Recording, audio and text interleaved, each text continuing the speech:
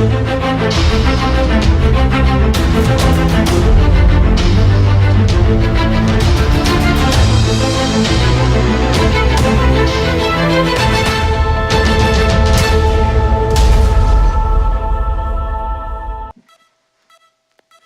we're live, beaming directly to you from Sydney, Australia, and upstate New York in the United States. Today, we welcome back our very good friend, Jacque from 4S4Life. And today, we're going to explore Jacque's inner and outer hustle and how that's driving his life, his organization, his foundation, the passion of his life, as well as exploring the topics of depression and bullying. Jacque, welcome back to the show, brother. How you been? Well, I got married in a couple of weeks ago, so I'm still relishing in the fact of my new wife and my new segment in life, so to speak. So yes, everything's been going very well. Absolutely loved seeing the pictures of the wedding ceremony. You guys, the location was absolutely stunning, mate. Oh, the weather was gorgeous down there, right on the beach in Jamaica. It was a great day. Sun was out, nice breeze on the lake, close friends around, very serene and subtle ceremony. But yeah, it was a fabulous time. You got it going on, brother. You got it going on. I got a good one there. You got to hold on to them, man. You get that one good woman. You got to hang on. Can't let them get away. 100%. I saw the very first group of photos at the wedding, and I'm just like, Jacque, yes, brother. Punching above his weight there. That's great to see. I love seeing that. So where would you like to start today, bro? Well, we always like to start with your inner and outer hustle and what drives me to do what I do and to continue to do what I do. People that missed the first broadcast, the 4S4Life, what it is for. The 4S is obviously stand for strength, struggle, sacrifice, and survival. We have raised awareness and money for individuals and families in need, dealing with everything from cancer to PTSD, domestic violence, and just about everything else in between. Going on about 3 years now, we've helped raise tens of thousands of dollars for people from all walks of life. And the inner hustle, as you call it, comes from when I see the people that we're actually helping. When we go out to these events and we meet the young children with cancer, or the soldiers coming back from at the time Iraq and Afghanistan, and what they deal with when they come home, and they make a lot of sacrifices, and when they get home, they don't get the attention and the things they need to reacclimate themselves to society. So we try to help do that. So the inner hustle comes from when you actually meet the people. You sit down, you have conversations with them, and you talk to them. You get their backgrounds and what they've gone through, how their families are dealing with things. And that's what keeps driving me to keep helping more and more people. It sort of lights the fire, so to speak. Ignites that little spark every once in a while to keep me moving forward. That is so important because, inner hustle is really ultimately all about other, not self. And just while you were explaining that, Jacque, I just couldn't help but really feel that radiating from you. Whenever I've got you on the show, whenever we talk, whenever we interact on social media or whatever, you're always thinking of other all the time, never of self. And I love that about you. And, it beams out of your foundation, the work that you do.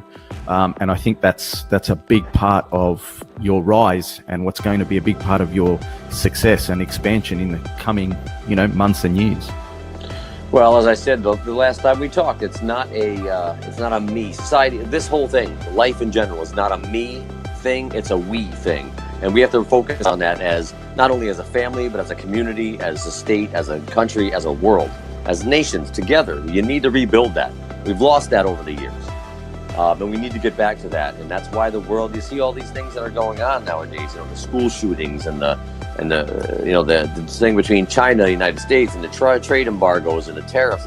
Everyone's against each other. And, we need to get back to that community sense, where everyone gets along and tries to help each other out rather than be at odds constantly. And if I can do that small part where I am, and hopefully beam that out, to other states and to other countries, this show helps, and the podcast will be starting soon within the next week or two, to get it out there. Hopefully we can touch a few lives and make people see what we see. And helping do our part as individuals to getting to the world to a point where it's more about cooperation rather than, competition. Yeah, just look at all the suffering. I mean, anytime you turn on the news, I'm sure it's the same where you are now. You turn on the news, or you open up your local newspaper, there's a lot of negatives and not too many positives, and that's a scary thing, especially when someone like you, who's raising younger children, you have to raise your kids in this environment. That's got to be tough for you. I mean, I don't envy the task that you and Trace have to raise children nowadays in this society, in this world. It's scary. It's a scary place. I read your post the other day with your son and, having the issues at school. And I mean, just those little things, just on drop of a dime, everything can change. Your life can change. That's so very true. And I actually, on the way, dropping both of the kids to school today, we were talking about, that 10% of what happens to us is life happening, and the other 90% is how we choose to respond to it, how we choose to deal with what happens. And we were talking about that in the car, so I thought I'd put a post up today, and just touching on that with you just now. Again, I think it's an important part of, as adults, as entrepreneurs, as people that are out there to serve. This is an important topic in how we do business, in how we help people, in how we do our part, to help bring this world to a more cooperative thing. I got a message just before we went live today of someone who's doing great work in this up in Queensland, and the world really needs more people to step their game up and help, make it more cooperative. It's too competitive. Well, that's the thing, and that's why I said it seems like everyone, it's all about me. Unfortunately, that's what we've turned into. This society has turned into. It's all about what I have, what I need, what I can get my hands on. Well, there's other people out there that do need the help, and that's where sort of like where I come in, or a lot of the foundations or organizations that help, at least in the United States, are about that. You help other people. I mean, you'd like to think that you give a little out there, not expecting anything back. I was good at something. I was good at touching people's lives. I was good at helping people. And I just went with it, and it's grown and grown and grown. It'll continue to grow, like you said, moving forward. I have some big things on the horizon that we're working on behind the scenes to get the word out nationally, and then hopefully universally, worldwide, and to get not only the brand 4S4Life, but the message and what we're all about, and what we'd like to do, and get more people involved. Maybe even little satellite offices, in different states and in different countries would be great. Jacque, how do we get our audience to know where to go to start listening to your podcasts when they come out? Well, I'm going to put a link up. It's actually a friend of mine here. He has it's called the Earplug Podcast Network, and it'll be available on iTunes once we get up and running. We're going to do 2 seasons to start. We're going to actually have a way that people can call in. It can be someone that we've helped, someone that needs help. It could be an addiction counselor. It could be cancer survivor, whatever it may be. But we would like to get the community involved so the people can hear other people's voices rather than just mine, what these people go through and how they need to be helped, how they have been helped, and what other people would like to do to help, to be a part of it. So I'm in talks right now. We should be up and running hopefully within the next week or two, and I'll make sure that I broadcast that out on the Facebook page and on our website, 4S4Life.com. Wonderful. And the Awakening Point website's being completely upgraded on the 1st of May. I'll make sure, because a section of the website there's going to have all the friends, all the organizations and foundations and friends that the Awakening Point has, and all the information about them. So I'll make sure that we've got 4S4Life up there with all of the details of where people can get in contact with you guys, as well as listening to the podcast, which Trace and I will be listening to as well. So where are we at with 4S4Life? What are some of the projects that you're now starting to work on? Let's see. Well, I've had a couple people reach out since I've been back from our honeymoon, and so there's a couple little minor events. One is a woman that actually worked with my wife. She just lost her husband. He was 49. He passed away in his sleep. She just went in and he had passed away through the night. So we're going to do an event within the next couple of weeks up in Bolton Landing, New York, on the fringe of Lake George. and try to raise some money to get her back home. She's originally from Philadelphia, Pennsylvania, I believe. So it'll be to get, she has no family here. So it'll be for burial cost and to get her back home. We have an event that we're a part of May 20th, which is Cody's Climb. It's a big local event here for suicide awareness. It was a young man that actually took his own life years ago. And it's a very community-based. We're putting a team together for 4S4Life. We're going to try to raise anywhere from $1,000 to $2,500, which will go right toward the National Suicide Prevention Council. So those are a couple of things that we have working like in the next 3 to 4 weeks, moving forward with that.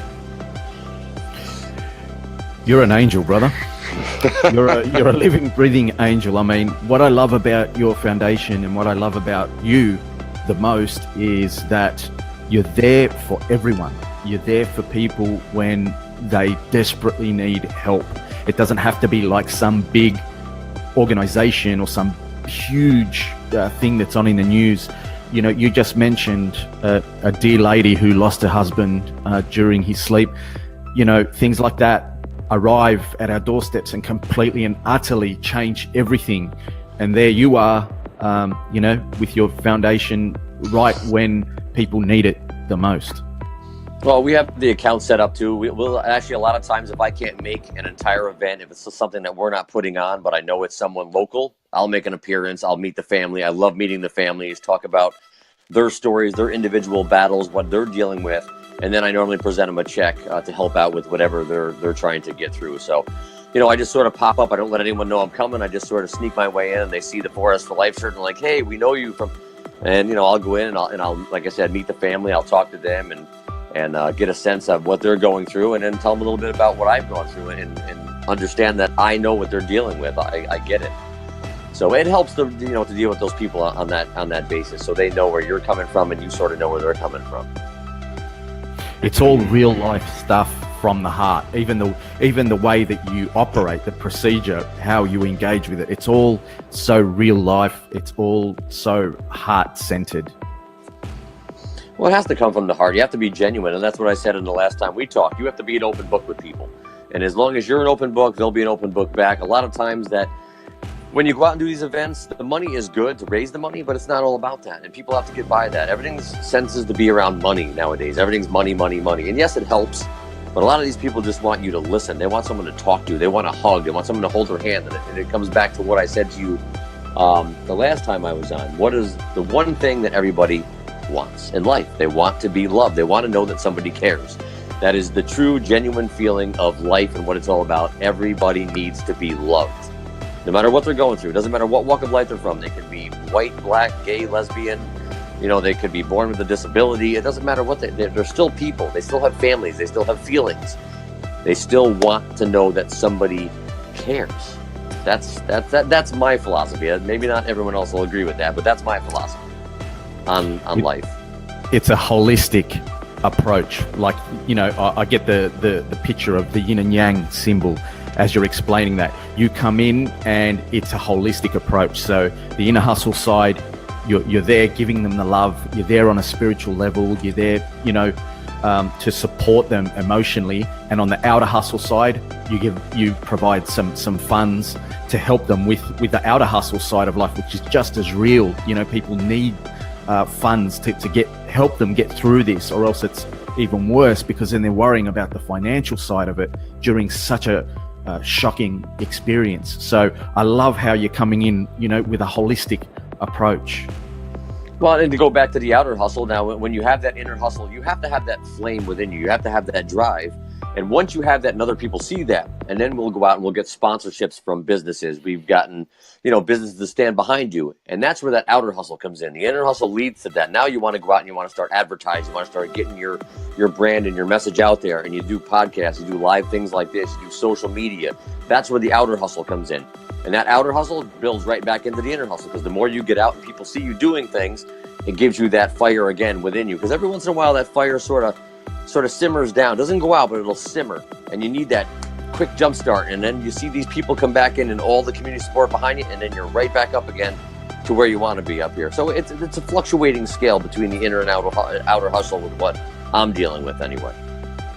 And in every sense, I mean, you're hitting the nail on the head here, because, I mean, the outer hustle is derived from the inner hustle. It comes from the inner hustle. And you're right, it then provides inputs to feed back into the inner hustle. And there you've got like a positive reinforcing feedback loop that just keeps, you know, the thing heading in the right direction, keeps us heart-centered, keeps the heart, you know, plugging through that over and over again, making it stronger and stronger, and keeps us like level, you know, keeps our feet planted on the ground, because sometimes it's easy to lose yourself in the clouds. Oh yeah, believe me, I know it is, and it does wear on you too. A lot of people don't realize that the more events that you do, and the more other people's feelings that you take on, if you don't have a strong support system behind you, like obviously I have my wife, I have my sons, my family, close friends. But you need to get that out, because you're taking a lot into these events. You're listening to a lot of people, and a lot of pain from the family, sadness, whether it be someone that has passed or someone that's dealing with someone that could be life-threatening. And the stories are amazing. They're all over I mean, we've done with fallen police officers. We've dealt with, you know, people that have taken their lives from PTSD, 9/11 survivors, domestic violence survivors, children with Down syndrome. I mean, it's a wide spectrum. So when you're carrying all that weight around, sometimes I even need to take a step back and say, wow, you know what, I gotta not unload it, but sort of get it out and get it away from me, and just say, hey, I need to share this with you so you know where I'm coming from. And once you have that deep exhale, you pick right back up and you get right back on the horse. But you need that leveling centering force right there. I think everybody needs that. But it doesn't matter what you're dealing with, whether it be entrepreneurship or franchisees or what you're doing. I mean, everyone needs to take that deep breath, step back for a few minutes, and then come back into it. Being an empath certainly has its weight. You know, like when you're open, when your heart is open like that, and you're feeling what other people are feeling, you know, that raw emotion sometimes can be overwhelming. Yes, I agree totally. And yet at the same time, having the courage to allow that to happen, you know, from an intent point of view, that is the intention, you know, that allows you to really reach out and help people on another level. Yeah, it's amazing. And you meet people from, like I said, all walks of life. It's amazing the stories you hear. And it doesn't just happen to the people, I don't want to say the poor people, but the less fortunate. It happens to the people on the upper echelon as well. They just don't bring it out to the forefront that a lot of these other people do. Some people are in desperate need. I mean, some of these people that we've dealt with are literally on the verge of losing their homes and can't bury their loved ones, have to pay hospital bills. And you just try to do what you can. You try to get the community involved and businesses to stand behind you and people to come out. And the outpouring to some of these events is amazing, because some of these people don't even know the people they're helping. They just want to be a part of it and to be around that loving community in the room. And that's what's so great about upstate New York. Mike McGrath will tell you that. I mean, a good friend of yours as well. And Mike's felt that the one event that I helped him with. He knows what it's like up here in the community. A very giving community up here in upstate New York. I think Mike's actually logged in. I think he's watching at the moment. So a big hello to Mike McGrath and the McGrath family. Love you guys. Yeah, hopefully Mike's watching. I told him I was on tonight, so we'll see. He's pretty genuine like that. He'll make an effort. I mean, the guy's woken up at 4 a.m. before just to, like, you know, pop onto a live cast, you know, to support us when we very first started. And he had a lot of stuff going on at the time, I knew. So oh yeah, yeah, he's got a huge heart. So Jacque, we wanted to also touch on things like bullying and depression during this live cast. Yeah, I think it's important with, I wanted to focus a little bit on that, because I think that that's really at the forefront of society, at least in the United States right now. Obviously with Parkland, Florida, there's a couple other small ones. We actually have one just in the area where a 13-year-old was arrested for threatening to shoot the school up. This is right over the mountain from our house, Corinth, which is right over the mountain from Glens Falls. And I think I touched on a little bit when we were talking last time. A lot of the things that are in the news nowadays, the numbers have gone up, the statistics have gone up with opioid, obviously use, domestic violence patterns, prison population. And I don't want to say that it all stems from bullying, but if you look back over some of these kids that grew up and were bullied, it leads down a bad path because they feel like their self-value and their self-worth, they don't have any. No one cares. They don't fit in. They're an outcast. And I'm here to tell anybody that has kids out there, don't ever let your children feel that way. I mean, any child should feel love. They shouldn't worry about these problems, going through school at kindergarten or first or second, third, fourth, fifth grade, even up through high school.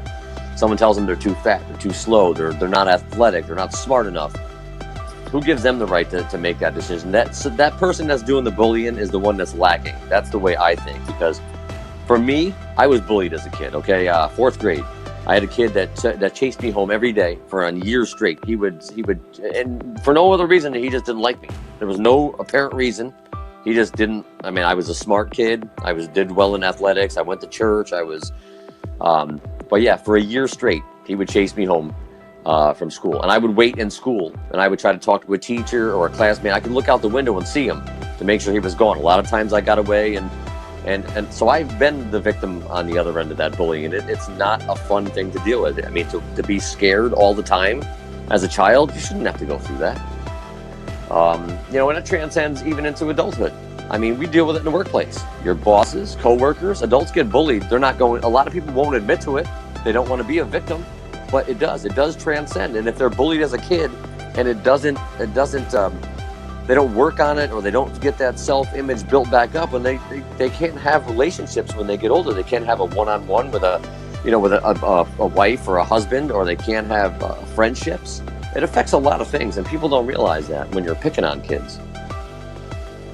Yeah, this is another example of how, when we say that love is the answer to everything, this is another specific example where, coming from a heart-based position, coming from a love-based position can help break that cycle, because, bullies have been bullied. So breaking that cycle kind of does a lot to help that situation be, alleviated, changed. No, and the thing is with their children, if you realize that I was going through statistics the other day, and bullying leads not only to depression but to suicide, and the rates are alarming. Even high school dropouts. I think it was one child in the United States every 26 seconds drops out of high school. That's staggering. One every 26 seconds. 7,000 a day across the United States. Wow. That is a lot of people. Yeah, and some of the other ones were children that are bullying are 2 times more likely to bring a weapon to school, and they are 9 times more likely to contemplate suicide. That's scary. 30% of all children in the United States are victims of bullying. 30%. That's pretty high. Huge numbers. Yeah. That's massive numbers. And where are the teacher? I mean, when you're a child and you go to school, like your children go to school now, that should be a safe place. School should be a safe haven. Excuse me. They have teachers, they have coaches, guidance counselors. You should, and I want every kid that listens to this, or if these parents that watch this, show your children, don't ever be afraid to think that someone's going to call you a rat. If you feel threatened, whether it be emotionally, physically, no matter what, you go to one of those adults, and that's what they're there for. And you go and tell them that you feel like you're in danger, and they should take care of that. I mean, that's what they're put there for. Kids should not have to live in fear or live in a society where they're called fat or stupid or slow. That's just, I was one of those guys that years ago, if I saw a heavyset person running, I would be the first one to be like, oh my God, I can't believe they're out here. I'm being honest. Oh, I can't believe this person's even out here. Now, as you get older, and I've gone through things, and I look at them now and say, you know what? I give them all the credit in the world, because they're out there trying. They may not be running the fastest. They may not run 3 or 4 miles, but they're out there and they're trying. They're giving it a chance. And that's what, that's what it's all about. I've seen 90-year-old men running. I mean, these guys are 40 years older than me, but they're out there and they're doing it. They're trying. They're doing it. So I give them kudos for that. But bullying is a scary thing. I mean, to think about, who as a parent wants to get that phone call or a knock on your door at 2 a.m. as your kids get older? I'm not talking, obviously mine are in their 20s, but that is the scariest thing. That's the thing I've always feared, is to get that knock on the door or a phone call saying, something happened to one of your children. I honestly could never come back from that. I just had a talk with one of my friends who has children. And I said, I think that would put me in a hole that I couldn't crawl out of, to lose one of my children. I mean, I couldn't even fathom that. Of course, that is definite worst case scenario for any parent out there. I was actually listening to Jordan Peterson. I think it was yesterday or the day before, just speaking about this actual topic and the responsibilities that parents have to make sure that the family unit is strong. Make sure that there's love flowing there. That's our number one concern, not kind of the job or the career or whatever. That should be number two behind the family. And I think he's absolutely spot on with that. Well, I think the other thing is too, it's how and this goes back to the last time that we talked, it starts with the family. It starts with the parents. I mean, everything stems from the parents. When you're raising your child, you don't want to say it, but hate breeds hate. If those parents have any inclination that they got picked on or they were brought up a certain way from years ago, when you instill that in your children, it's just going to keep carrying on through generations. You got to break that cycle somewhere. You can't teach your kids to hate people or be mean to people, for just the reason because they look different or they act different. And as I said to you one day, I said, I still hug my boys. My boys are 25 and 23, and they're both bigger than I am. And I always tell them, you'll always be my little boys. I hug them. I've cried in front of them. I've given them kisses. I'm not ashamed of that. I brought them up to love. And my son, who has his son now, is great with his son. My grandson, he is so amazing to watch my son with his own boy. And that just leads me to believe that it is possible and it can happen. And you don't have to be ashamed. And a lot of it has to do with us as males. We feel like, it shows us to be weaker. You can't cry. You don't hug another man. You don't kiss another man on the cheek. Who the hell ever wrote those rules? Where'd that come from? I mean, my father gave me hugs. He was 6'5", 290-pound professional bodybuilder and weightlifter. The guy was a mammoth of a man. He gave me hugs and almost cracked my ribs.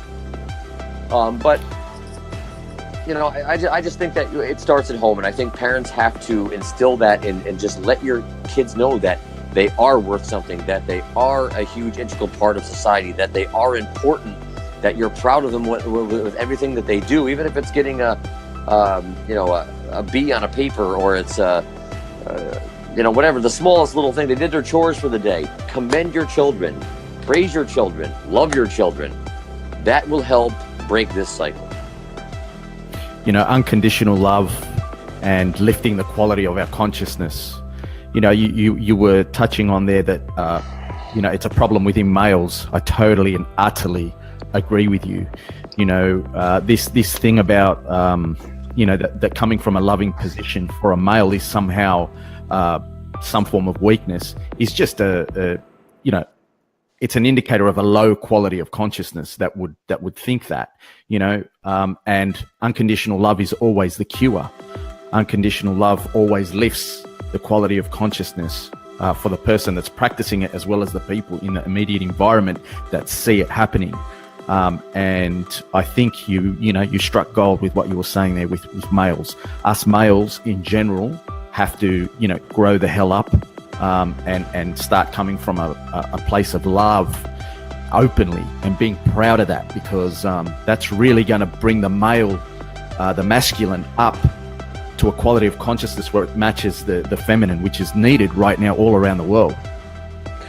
Well, I think even my close friends that have that I consider my close friends and I consider them to be true men. They're people that are raising families, that are taking care of their families, but they still show their kids affection. They love their children. They have great family unity and support. And I think it goes back to, like you said, the males have this. It's always that macho sense that you have to be the consummate tough guy, and that's great. But you're not impressing anybody by I went through that stage too, where it was just. After I had gotten bullied and after my mother had passed away, I went through a stretch where I just said that it's never going to happen to me again. And I actually went to the extreme a lot of times where I was the one, not so much going out and starting, fights and doing, but, I would be that person to protect everybody. I would go to any length. If you're friends or family, I would go to the end to protect you. It didn't matter what it did. If you had a problem with someone that was with me, my sons, my wife, whatever, then you're going to go through me I took that role on as the protector. But then I realized, okay, you don't want to do that either. So you got to find that happy medium where it's okay to protect your loved ones, but you don't go above and beyond and be, sort of like a detriment to your loved ones and to be that guy that's actually the cause of problems. You don't want to do that either. So it's a happy medium where, have that family life. And I'm sure you'll attest to that. I loved when my sons were little, I loved just hanging out with them. I'd lay and watch movies with them and hang out and watch Disney movies with my boys. Or, we'd go to the sports games, they'd come up. Didn't matter if they had a good game or a bad game. Come up and give them a hug. Hey, I'm proud of you. It doesn't matter what you did. I wasn't one of those guys say, oh man, you didn't get 3 hits in the game. You went 0-3 and you struck out. Oh man, you're a loser. You're walking home or whatever the case may be. No, you have to do it across the board and be equal. You have to praise them no matter what it is. I mean, you know what? It goes back to the whole, you shouldn't give participation ribbons to kids. And listen, if the kids are out there trying, not everyone is LeBron James. Not everyone is Jerry Rice or Tom Brady. Okay, that's a 1 in a million shot. If you're giving your kids expectations like that, they're never going to fulfill that. Come on, let's be honest. Make their goals and sit down with your kids and make goals that are realistic. As they get older, goals. Okay, you're in grade school. How middle school is going, as middle school carries on. Hey, what are you thinking about doing in high school? Are you thinking about, and then you get to high school. Hey, what are you thinking about as a major in college? Are you thinking about going to college? What are you thinking about majoring in? Sit down and have open communication. Turn your phones off, turn the iPads off, the TV off, and actually have a human interactive conversation with your kids. It's simple. It's very simple. I think it's so simple that a lot of people they just they have it prioritized too low because there's so much pressure today to just live day to day. And look, I think a lot of us dads have got a lot to answer for. A lot of us learn things early in life and we mature through learning those things. Some men just don't learn those things and they end up in their 30s and 40s. They've got a family who's at home while they're out at the pub or out, at a nightclub, getting drunk, trying to pick chicks up. I see it all the time and it's like, what are you doing, man? I cannot wait to be with my kids. If anyone asks me, oh, you want to go out? Hanging out with the guys. That's the priority, right. Getting stuff right. So these little people get the best shot at, being world changers when they grow up. Yeah, and that's what you want, for your kids. You want them to not so much follow exactly in your footsteps, but we always go back to, you don't want them to make the same mistakes that we made. We've all made mistakes where we are in our lives. I mean, I know I have. And I try to tell them, hey, listen, if you want to sit down and talk about it, goes back to the open book thing. You can ask me anything. I tell my boys all along, hey, come to me and ask me anything you want. I'm not going to hide anything from you because I want them to have that same thing. When they have a problem, they can say, hey, Dad, you know what? I know you went through this and I'm going through something similar. Can we sit down and talk? The boys still reach out to me. I mean, they don't always go with my advice. I mean, they're kids and they're males, so they sort of, but they at least reach out and ask my opinion on a lot of things, and they know that I would do anything for them, even at this stage in their lives now. I mean, they're moving forward, getting married, having their own families, which is great. My family's extending now. I'm gaining, daughters-in-law and, hopefully, more grandchildren down the road. But I'm also enjoying life, and I just got, remarried, and then, after 12 years of being with Katrina, and she's a godsend. I mean, she's the most amazing woman in the world. We're doing some traveling. My kids are growing up. I can enjoy that second half, and that's what it's all about. It's not so much the money part of it. And I just said this to a friend of mine. It's about the memories you make along the way. I mean, yes, money's great. Don't get me wrong. It's nice to have money to do things, but it doesn't take place of those memories that you're going to cherish when you actually may lose that somebody. I mean, I'm not saying I'm 10 years older than Katrina is. For all intents and purposes, I should probably go first, but God forbid something to happen to her. All the money in the world is not going to bring her back, but at least I could have those memories. I could sit down and watch our wedding video, or I could go through the pictures. Man, I remember that time in Jamaica, or I remember this time so-and-so. That, and the people that were around you that made it special. And that's where people have to just take that back seat. And you're truly a rich man when you have a great family, good friends, and you're healthy. That's meant to make you a rich man. It's not driving a Range Rover, living in a $500,000 house, and having $100,000 in your bank account. That doesn't make you a rich man. it makes you well off, but are you truly, in the sense of the word, a rich man? I don't think so. Your yin and yang is in balance, brother. 100%. 100%. Yeah, like the family unit is the basis. It's the foundation. It's everything that the rest is kind of just like built on top of. But that family unit is the ground that we walk on in our lives. You know, like I can't wait to get old with Trace and see Alexander and Nikita, you know, living their lives, getting married, having kids. Like, oh man, whatever else happens is really kind of just like, hey, it's fine, we'll deal with it. But just having that, you know, is just amazing. That truly is everything. Well, I've always said, Katrina and I always agreed that. I mean, we've been through a lot in 12 years, going on 13 years together. And we always say to each other, no matter what happens, we've always found a way. Somehow, through the toughest of times, darkest of the times, we've always found a way. And we've stayed together that long.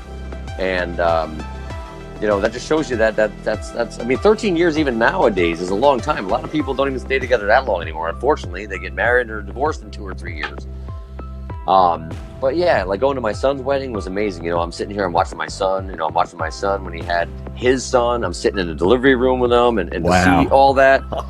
That's where the riches come, I think, or trying to think of the word. I'm like at a loss for words, but you know, knowing that you did something right. You know, I watched him and he's sitting there and he's feeding his son, and I'm sitting there and I look back and I remember my father standing over me when I had Nicholas.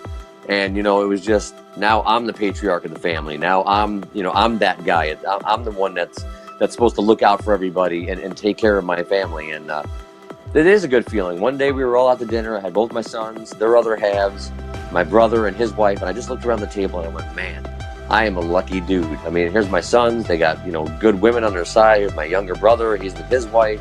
And I just felt like everything was in place. Everything in the universe just sort of fit that night. And because you've got all that down pat, because all of that is working so well and coming from a place of love, the rest of it kind of just happens. The rest of it just flows out from there, doesn't it? Yeah, because like you said, it's the cornerstone of everything. The family and that whole thing, and it's all built around, what do we say? Love. It's all built around love. It's all built around love. Without love, you can't do anything anyway. I mean, my biggest fear is growing old alone. I'll be honest with you. That is the biggest fear. I don't fear anything else, but I do feel that when I'm, you know, God forbid something happened to Kat, I would be devastated, and I would hate to be alone. I just don't. I love to be around people. Obviously, you can tell that I'm very social. I love being out and about. I'll talk to anybody. I can make friends wherever I go. I mean, it's just, but that's me. I like being around the crowd and being around all different people. It doesn't matter who they are. It doesn't have to be friends. It could be a whole room full of strangers. I'll make a friend within 5 minutes. I can guarantee you that. But that's a good way to be.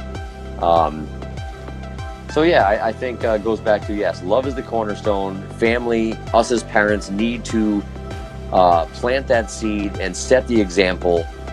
And once in a while, just take a break from our busy lives. And I know we all have to work. We all have bills to pay, mortgages, you know, the whole 9 yards. But that still doesn't mean you can't take time out for your kids. They're the ones that need the guidance. We've already been down this road and we're still learning.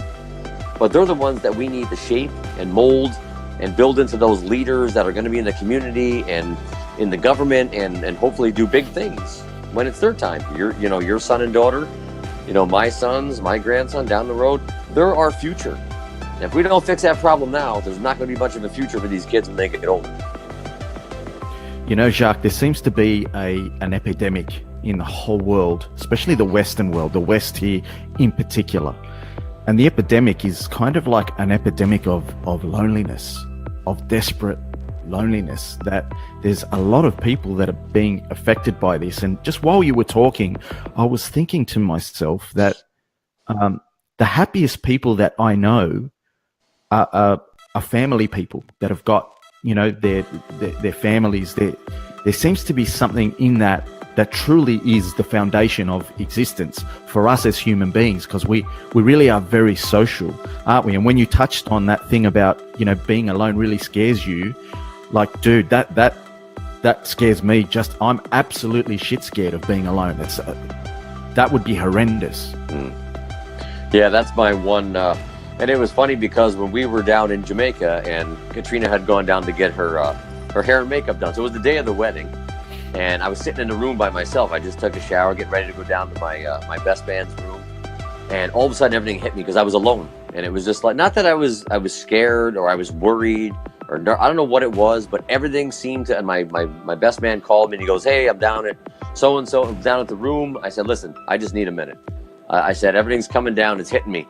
And he goes, "Listen, just take your time." But it just seemed like the weight of the world came down, and it was just really, really heavy. And I just felt, in that sense, even though I knew Katrina was, 500 feet, 1,000 feet from me, and my best friends were a couple hundred, I still felt alone. In that moment, I felt like, wow, man, this is what it feels like to be no sound. There was nothing. There was no music, no TV on. It was just me and just quiet. And I was like, man, that is eerie. So yeah, I mean, it's just an example of, I love being with her and being with my friends and just being, like I said, being around people. It just, especially the right people. When you're around that good group of people, I'm sure you and Trace have close friends that, you do things with. And when you're with that group, the only people that matter in that moment are the people that live in that moment. Those are the most important people in the world at that time. And there's one memory right there. Okay, you probably have a lot of them. You and Trace and the kids, whether you do things as a family or you do things as your night out the other night. I do follow you. I saw you and Trace in the car. I follow you, man. And the same thing with me and Katrina. You have those times where you just want to be by yourself, but you have those times that you still want to be with the family unit. And you look back, I'm sure you probably look in your rearview mirror. I've done it, and I look back and you see your kids in the backseat. You're like, man, I'm a lucky dude. Here's your wife sitting on your side, it'd be on this side, but your wife's sitting here, and you're looking at, yeah, you're on the other side of the car. I know, I've been to Europe. But you look over and you see her, and then you look in your rear view and you see the kids, and you're like, man, lucky guy, and you're smiling. You're just driving down the road wherever you're going, but you got everything you need right there in your car, right there with you in that moment. And having that, just evolve throughout our lives, that's how it's meant to be. Mm-hmm. And I think this epidemic of loneliness that's going on around most of the world, it's understandable that things like depression, things like bullying, other things like that kind of may stem from this epidemic of people feeling alone, like desperately alone, like they can't even reach out and talk to anyone because they feel that isolated. I mean, that's terrible. Well, especially if you do go back to bullying. If you're bullied, and as I said earlier, your self-worth, you have no self-worth. Your self-esteem is shot. You don't feel like you belong anywhere. So that's what leads down that road. I mean, and it could turn into any avenue. As I said earlier, you could turn into drug addiction, alcoholism. It doesn't turn into anything good, that's for sure. So alcoholism, drug use, depression, and finally suicide.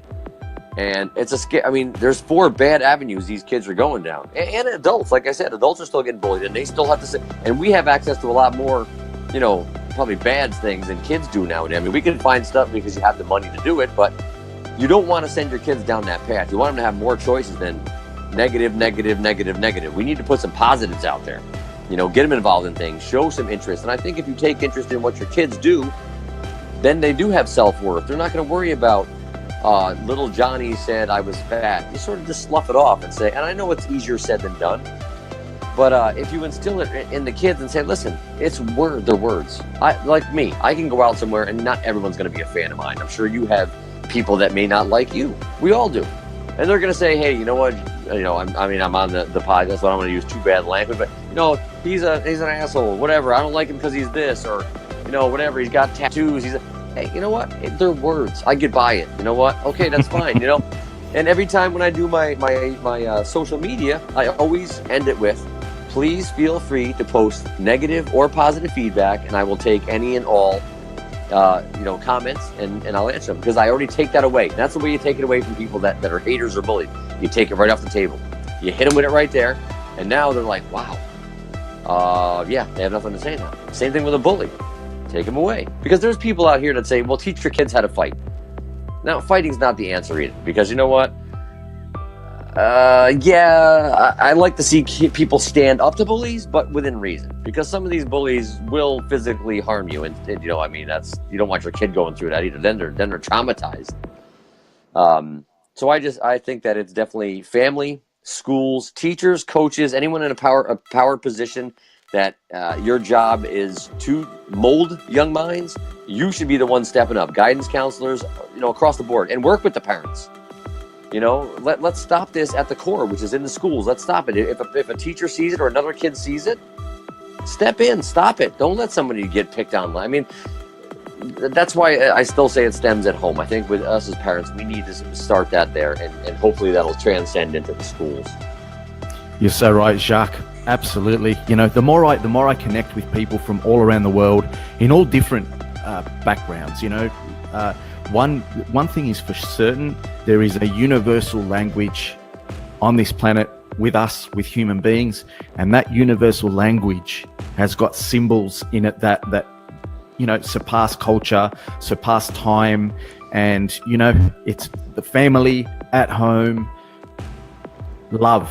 Alexander and Nikita, we hardly have any rules for them, at home. It's just, we just love them unconditionally. They're loved so much. And I think if you just fill their hearts with love, it gives them so much confidence to just be themselves. And they work it all out from there by themselves and evolve from these little people into bigger people as who they really are, because they're comfortable, they're confident to be themselves. So it's more organic. You just love the hell out of them, and the rest, they'll work it out. And that's what you just said. That's a perfect example. You breed confidence in your children. If they walk out of that house and go to school in the morning and they feel that love and that confidence, they're going to hold their head up. Doesn't matter what happens during the day. They're not going to let those little things bother them. And that's why I said, you have the right idea. You have it down pat, my friend. That's it. You teach them at home and you breed that there. And that's why you don't have to have rules, because you know what? They're so comfortable in their surroundings. They're comfortable with themselves. You're not going to have to worry about those kids, doing, a lot of the things that some of these kids are involved in, because you did it the right way. You and Trace did a great job. That's commendable. I mean, more people should take that example and to do that. And again, just give your kids a hug, a pat on the back. Hey, I'm proud of you. Little Sally or John or whoever.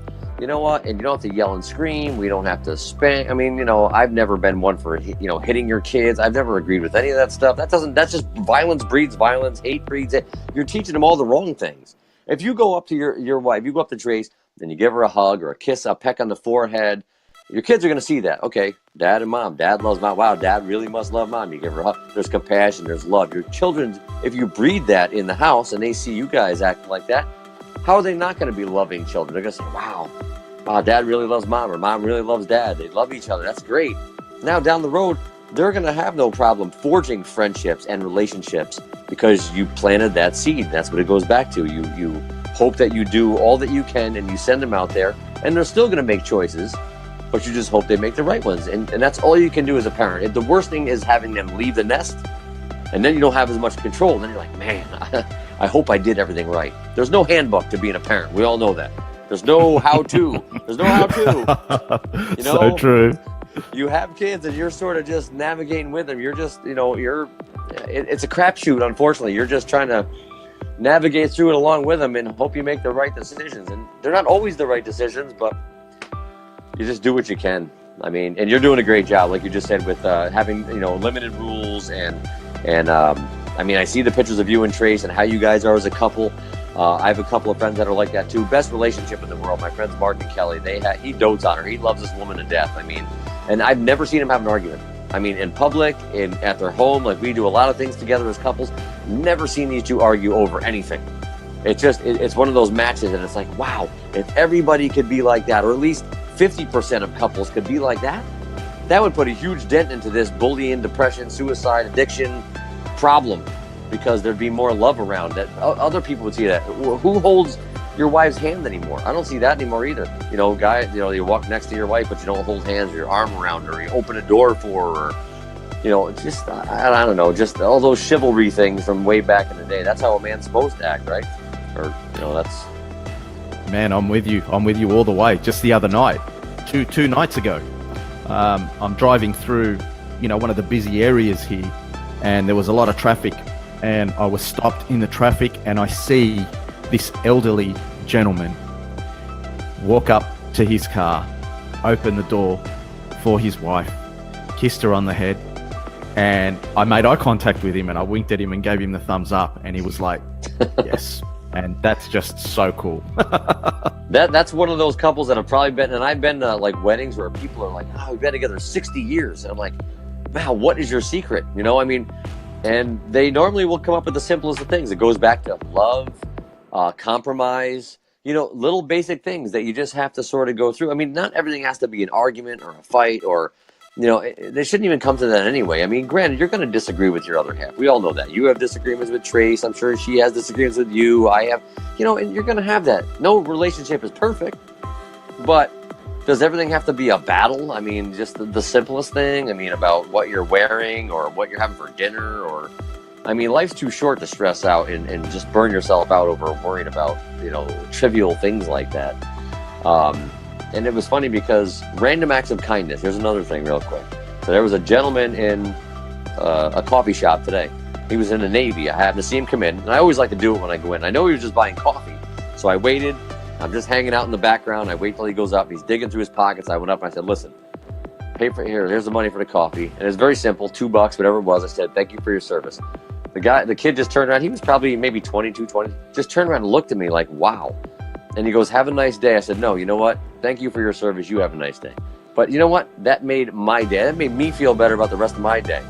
And it made him feel better that there are, and that's, again, that's a young person. And you show them that, hey, $2, that might have been just $2, but it was the thought that counted.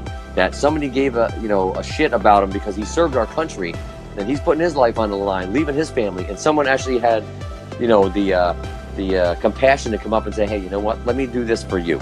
Simple, random acts of kindness get you a long way. And that simple act of love on your behalf to like make it about him, not about you. Every human being responds to that with delight. It's like, oh my God, it just feels so beautiful. And it seems that, you know, we're moving away from that. And that's the shame. And, you know, just getting back to couples, it's the same thing. It's always the same thing. You know, if you get into an argument with your wife or your husband, it's that act of love where you put them first for that moment and say, you know what, this is stupid, and just let it go. Let go of the anger. And it's not easy. It's not easy. A lot of people might be watching this saying, well, that's easier said than done. And they're right, but it still doesn't change the reality that at some point, somebody has to take that step of unconditional love. And you know what? Real love is unconditional, or else it's not love. It's more of a business transaction. And relationships that are based on a business transaction, you know, like you do this for me and I'll do that for you, they don't last. It's the ones that are unconditional that last, where it's not a matter of, oh, this is fair or this is unfair. It's just like, man, I love you. I don't expect anything back. That's it. They're the ones that survive. Yeah, I agree. And that's all I said. I just, I love that Katrina loves me unconditionally. I love her the same way. I would do anything for her. I would protect her with my own life. She's done wonders for me and just helped me along. Like I said, when we were talking about my suicide attempts years ago, when she had to sit there, and that was only a year into our relationship. I mean, and you know, she sat through that with me, and here we are. This many years later, and that's why I said, when you find a good woman, here's your advice, all the guys out there that are watching this. If you find a good woman, hang on to them, because they're few and far between. Same thing with women. If you find a good guy, a good man, a solid man, a stand-up guy, hang on to them, because they're few and far between too. And this is conversations that, like, you know, I mean, people should be prioritizing and making important. I mean, we're two blokes here having a conversation live on social media so everyone can see it. And I mean, we're not ashamed to talk about love. We're proud of it as blokes. You know, you spoke about your dad hugging you, telling you he loved you. You're doing the same with your kids. I'm exactly the same. Forever, always telling my kids how much I love them, hugging them, showing that affection, because it's all heart-based stuff. And as blokes, you know, we should be damn proud of that. I agree totally. I mean, it gets away from, and that's why I liked when we did the last segment and we did this one. And I'd like to touch on some of what you do, because that, you know, that's a lot of it are, you know, the internet, but I can tie that all in. And then, like you said, when we're talking about real world stuff, then it's going to get even more viewers to tune in because they're going to say, hey, it's not just about businesses. And that's great that you do that, because I watched a couple of them. I watched, I can't remember the name. I made a lot of friends. A lot of friends are reaching out from your cast. They're all from Australia, and they reach out and send me friend requests. So I have a bunch of them over there now. That's beautiful, brother. That's what it's all about. Well, it's and I try to watch some of theirs, and I know some of them have watched me, but sometimes it is nice to hit those grassroots and really focus on real life problems, because those are the things that people can tune into you and say, okay, here's another bit. Not that they say that, but hey, there's another business talk. Okay, we'll listen for 10 or 15 minutes, and it's another entrepreneur talking about how they got their business started. Which, hey, you know what? That's great for all of them. But now they tune in, they're like, okay, inner outer hustle. Okay, we've heard this. Now, wait a minute. What are they talking about? Bullying, love your kid. Wait a minute. Now they're going to tune in even more, because now you're dealing with things that a lot of people won't say because they're either afraid to say it or they don't know how to get on to certain social media aspects to say these things. And they're worried about, if I say this, someone's going to come down on me and say negative things. You know what? Let them hate. I don't care. Be real. Be open. And you know what? Just let it all hang out there. And you know what? People are going to hate you anyway. You're always going to have haters. You're always going to have haters. Someone out there is going to disagree with you. Always. For sure, brother. Always. For sure. And I mean, when it comes to things like podcasts, LiveCasts, stuff like this, I think a lot of people make a mistake and think that it has to be all so professional and all about success and all about this stuff, when in reality, it doesn't. I mean, it's people connecting and just having a conversation and being themselves, warts and all. Hey, it's nice to have conversations like this, like I said. So now, the next time when we do a nice little laid-back one, I want to see you not in the vest and tie. I want to see you just in a T-shirt and like a sweatshirt, just hanging out, like you said, just two blokes hanging out, shooting the shit on the thing, man. I'll tell you, just for shits and giggles, you should do that at least once, because you look great, dude. You really do. But I'm saying, just one time, I want to see you pop on and be like, okay, we're going to talk. 100%, bro. We're going to do that live 100%. We'll do that. and throw one on. And I'll tell you what, then it'll be just two, like you say, two blokes talking. Then it'll just be like two guys hanging out in sweatshirt, baseball hat, whatever, just shooting the shit on real world things. Seeing that we're on opposite ends of the world, how many thousands of miles away, but yet you're still seeing the same things that we see over here. And it's nice to see your perspective. Yes. And to see people that are watching in Queensland and Melbourne and Sydney, and see their perspective from where I'm coming from on the other side. So I think that's a nice blend, and as to close that gap and realize that not only do you guys have those issues, so do we. And hey, maybe we can relate on some kind of scale between the two of us. And then if I ever make it to Australia, which is on my bucket list, it's the one bucket list item I have. It's gonna happen. I'm telling you. I told my wife, I don't care what it takes. I'm gonna get there. So one of these days you're going to hear a knock on your door. I'm going to find out where you are and be like, hey, I made it. I'll be ready, brother. I'll be ready. And on our next one, I promise you, I'll just be in a normal T-shirt. Yeah, you know what? Tell Trace I said this. Hey, listen, hey, you know what? You had a good idea. I'm not going to wear the vest and tie. When you do your entrepreneurship and the true inner and outer hustle with the businesses, that's your gig. But when we do our real live little bit of inner outer hustle and then go into the deep topics, man, just sit there with your coffee like you are now, sweatshirt, whatever, T-shirt, and just hang out. We'll just hang out and talk. Yeah, nice. I promise you, next one I will do that. Today I had to be in a suit and tie because I'm pressed for time. As soon as we finish, I'm out with a client, and then I've got to go pick up the kids from school. Then I've got to drive 2 hours, and I'm with another client tonight, and it's a big day today. All right, so, well, I'll give you a little leeway on that one. Legend. Beautiful. So no. Yeah, everything's going well. Like I said, we're got a couple things. We got the podcast, and that'll be huge once I get that up. And like I said, I believe it will be. I'll get the information to you, but I'll also put it on the website and the Facebook page. And I know we'll have an iTunes account, so people can actually buy it on iTunes. And so we're looking at making it really big. On top of getting more of the apparel line out. And when we're off the air and you're going to send me a message, you got to I'll get you some shirts to wear in Australia for 4S4Life, man. You got to support it. Now, if you wear that on the next spot, if I can get it to you and then you wear one of mine over there, that'll be awesome. That's what we're going to do. That's going to be it. Done deal right now, right here. Right. We make the promise. That's what we're going to do. All right. That'll be a good one.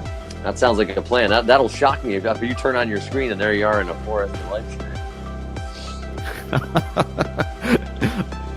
It's going to happen. No, this is great too. These kind of talks, like tonight was fun because it was just like if you were sitting next to me, or we were sitting in the same room having a beer together and just shooting the shit. And we're doing it here. So now hopefully people will watch these and they're going to actually, and maybe open your audience up even more and say, wow, it's about, and hey, you know what? That's going to be good for you and it's going to be good for me. And it's going to get our message out there and it's going to get what we're trying to do and still breed. Hey, you can do this too, because all you need is that fire, the inner hustle. You need that fire, you need that drive. The inner hustle drives the outer hustle, and it's just a rotating circle, inner, outer, inner, outer, inner, outer, and you can build whatever you want. It can be your own business, a franchise, a foundation, an organization, whatever it may be. I mean, it doesn't have to be just geared toward a foundation or a business. It can be toward anything. And I think the more people that see that, maybe we'll get some people that come out and have the courage to say, you know what? I'm going to take that step forward. What do I have to lose? I didn't know what I was doing when I did this. I figure I'd do a couple events and help a few people. Now look, boom. Now it's like, so it can be done. I want people to believe that it can be done. Don't ever take no for an answer and always follow your dreams. You can't be afraid on what's the other side of that door. You got to take that step out. You can't be afraid. Man, that's really what this is all about, isn't it? I mean, the reason why we're doing these live casts is to show people that, you know, you don't need to be a top shelf, you know, professional. You don't have to know exactly what it is that you're doing. You know, when I first started these live casts, I didn't even know what I was going to be saying half the time. I was like, I'd see the numbers go 4, 3, 2, 1, and I'd be like, oh my God, what am I going to say? You know, I was petrified. So that's what this is all about. It's like, it's totally cool to trip over and face plant in front of everyone, have a laugh at yourself, get up, keep going. That's how stuff gets done. Yeah. Well, it's worked for both of us, like I said, from where you started and when I first started watching you and tied in, and I'm glad we made that. And like I said, I made a lot of connections. It's funny, I got a lot of friends in Australia. And when I get there, I'll know a lot of people, obviously, just from your podcast, your live cast. So that was nice, absolutely, brother. Absolutely. And that's what it's about too. You know, networking, creating a network of heart-centered individuals, heart-centered organizations that are all saying the same thing. You know, that love really does count more than anything. And our businesses, our foundations, everything are just based on what we're doing at home anyway. They're just extensions of us as individuals. Well, you had two on in the last week. There was one that was a young man, beard. I can't remember his name. I watched part of his. He had more of a heart-to-heart type of thing, too. He was a younger guy. What was his name? And then I think, was it Katie? Was that her name, the other one? She's like a holistic... Yes. She's very good, too. And we ended up hooking up and becoming friends. So that's one that I think she's on that same level that I'm at to a certain extent, where Absolutely. Her and I could really bounce some ideas off each other. I can't remember the young man's name. I'll have to look it up. And he was just on... Probably Scott. I think it was him, yes. And he was another good one, yeah. And again, it was something that I related to, and I'm like, wow, that could be something where, you know, they could definitely tie in on, you know, being that we're on, like I said, two ends of the earth here. But if we could bring those components together, man, that could be huge. 100%. And long term, I mean, this is a marathon. This is a long term thing where we're getting people networked. You know, like one of the things I love the most about these live casts is getting all the messages the week after a live cast of all the people who are connecting with the person who was on there, and the person who was on sending me a message, Mike, thanks so much. I've just like made these connections. This is happening, like, because that's really what we're doing here, like connecting each other. Right. No, I agree. It's a great, I love being on. This is a great, you do a great job on it. I love meeting the people that I have met. And again, it's one of those connections where you feel like you could talk to someone for 5 or 10 minutes, and sometimes you just get that vibe where, you know, it works somehow, that there's a cohesion there that you think along the same lines. And I think we do. And that's, it's very rare to find that in people that have the same type of mentality or the same beliefs that you have. But you seem to have it down, man. You know, you got a beautiful wife. Your kids are amazing.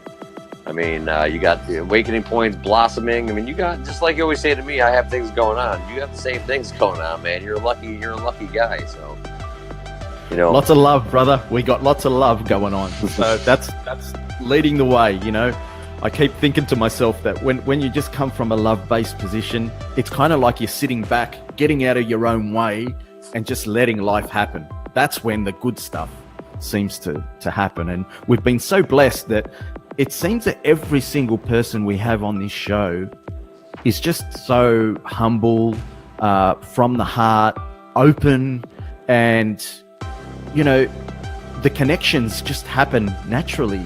And it seems to happen with every single person that's been on the show, which is wonderful. It's great. Yeah. Well, that's what you wanted to do, build network through the, through what you were trying to do. And that's great. And like I said, not only is it happening, like a lot of podcasts or LiveCasts will happen right in your own community, but you're getting it to happen, spanning continents, which is amazing. I mean, North America and Australia. I mean, that's amazing. I mean, people are becoming friends, people that I would never even meet if I didn't do this.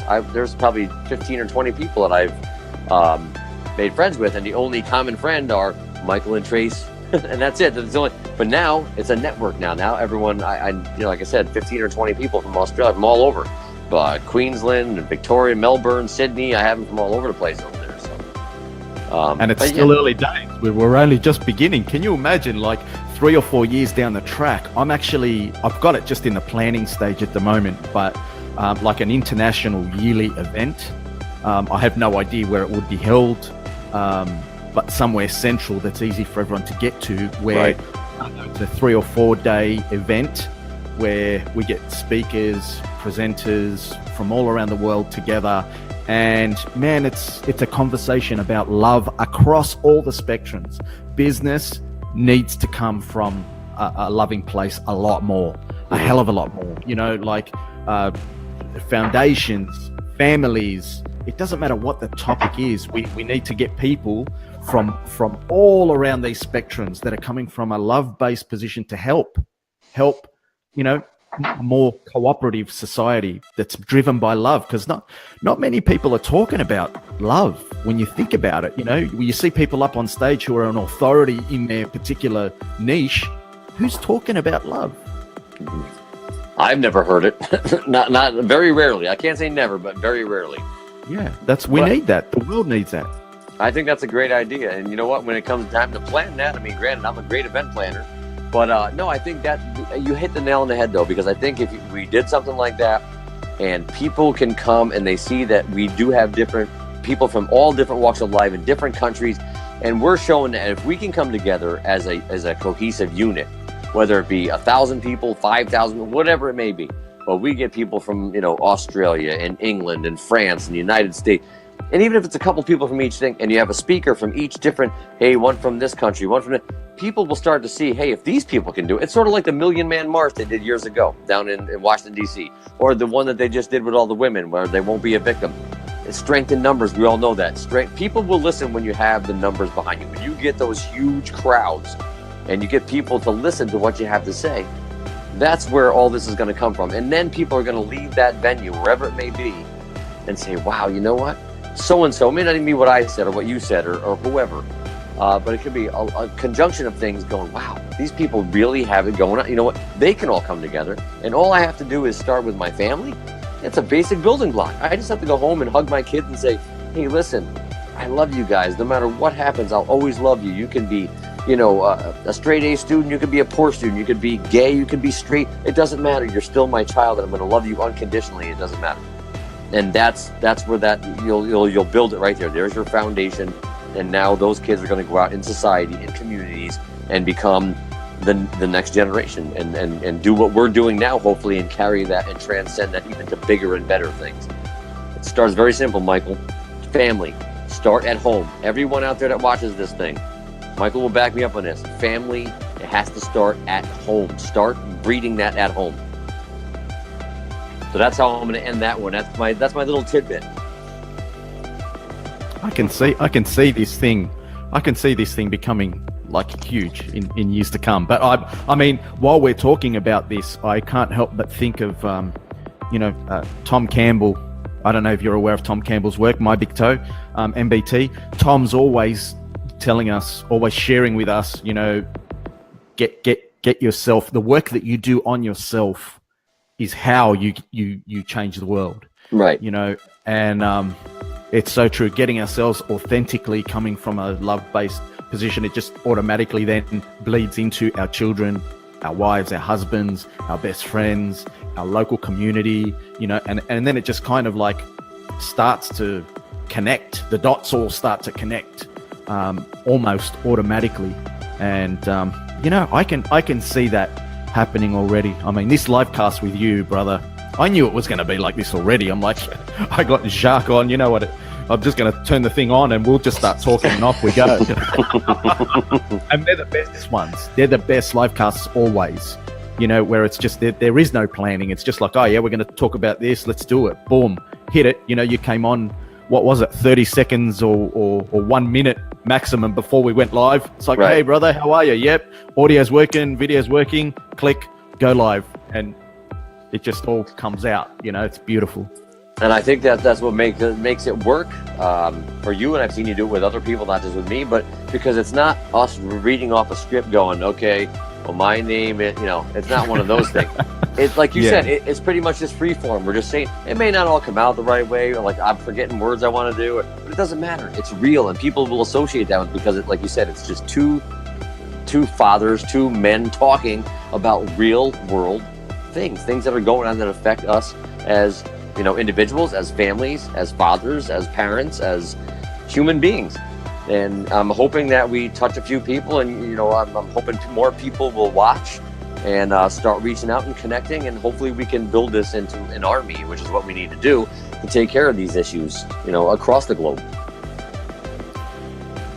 And with help, like all of us together, doing this thing together, stepping up and putting ourselves in the front line from the heart, we're going to do it together. Together, we're going to do it. I know that is for sure. Well, Jacque, what's a final message that you can leave all the audience with before you get bombarded with like another group of friend requests in the coming days? Well, like I said, I think I'll leave it with pretty much what we talked about is that, we need to love deeper and love stronger, and that's not just with the family, but just with everyone in general. I mean, do a kind thing. You know what? Every day, take the words can't, won't, shouldn't, didn't out of your vocabulary. They shouldn't even if you start taking negative words out of your vocabulary and start saying can, will, should, you know what? I think that'll put you in a little bit better frame of mind. So that's something you can practice as individuals, anyone that's watching this. And as I said earlier, not to dwell on it, but please take the time with your children. Take time. I know everyone's busy. Michael has a busy schedule. I do. Everybody does. But you can take 5 minutes out to ask your children how your day was, give them a hug, attend one of their sports games, attend a PTSA meeting, whatever little bit you can do. When you show interest in what they're doing, that's going to make them feel on top of the world. And that's what we want our kids to feel like. We want them to feel like the confident, hold your head up high, positive reinforcement. That's what it's all about. Very simple steps. Take care of your children and love your family, because you know what? Life's too short. I don't want to end it on a down note, but you know what? Life's too short. And you never know if you're going to get that second chance. So take advantage of it when you get the time.